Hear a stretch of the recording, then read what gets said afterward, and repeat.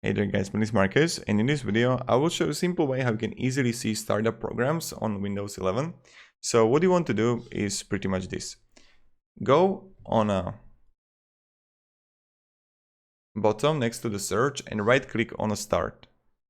Then you want to click on a task manager next to the settings. When you're gonna do it,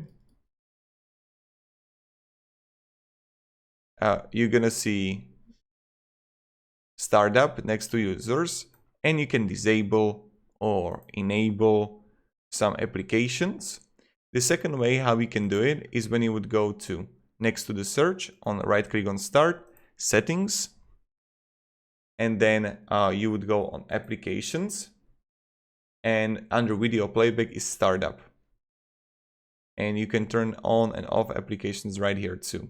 So these are the two ways how you can see startup programs on Windows 11. If this video was helpful, guys, write down below in the comments, so when other people would come here, they will be like, okay, I can watch this video. Thank you, have a great day, and goodbye. See ya.